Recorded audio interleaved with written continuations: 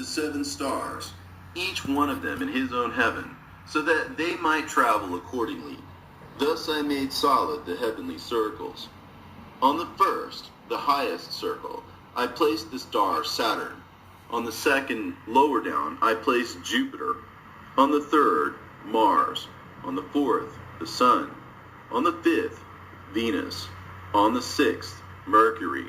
And on the seventh, the lowest, the Moon. With the lowest stars, I beautified the air below. I appointed the sun over the illumination of the day, but the moon and the stars over the illumination of the night.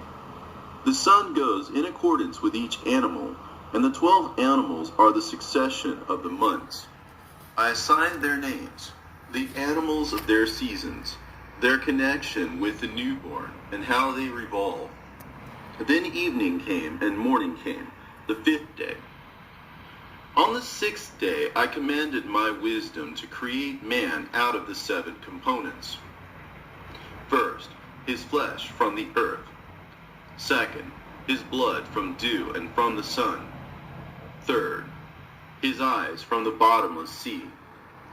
Fourth, his bones from stone. Fifth, his reason from the mobility of angels and from clouds. Sixth, his veins and his hair from grass of the earth. Seventh, his spirit from my spirit and from wind.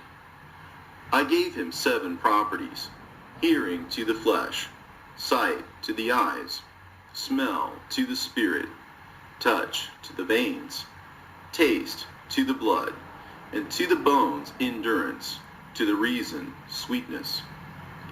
Behold, I have thought up a poem to recite. From invisible and visible substances I created man. From both his natures came both life and death. As my image, he knows the word like no other creature. But even in his greatest, he is small. And again, at his smallest, he is great. On the earth, I assigned him to be a second angel, honored, great, and glorious.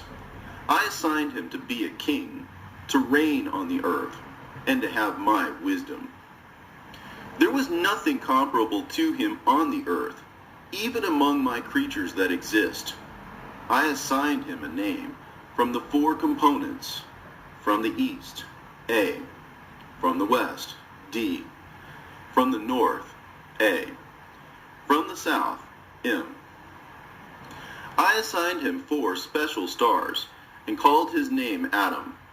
I gave him his free will. I pointed out to him the 2 ways, light and darkness. I said to him, "This is good for you, but that is bad," so that I might come to know whether he has love toward me or abhorrence, so that it might become plain who among his race loves me. Whereas I have come to know his nature, he does not know his own nature.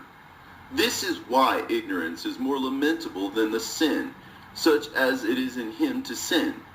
And I said, after sin, there is nothing for it but death. I assigned a shade for him. I imposed sleep upon him, and he fell asleep. While he was sleeping, I took from him a rib. I created for him a wife, so that life might come to him by his wife. I called her name Mother, that is to say, Eve. Adam, Mother, earthly, and life. I created a garden in Eden, in the east, so that he might keep the agreement and preserve the commandment. I created for him an open heaven, so that he might look upon the angels, singing in triumphal song. The light, which is never darkened, was perpetually in paradise.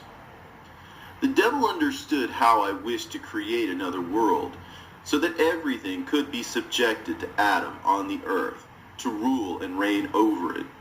The devil is of the lowest places.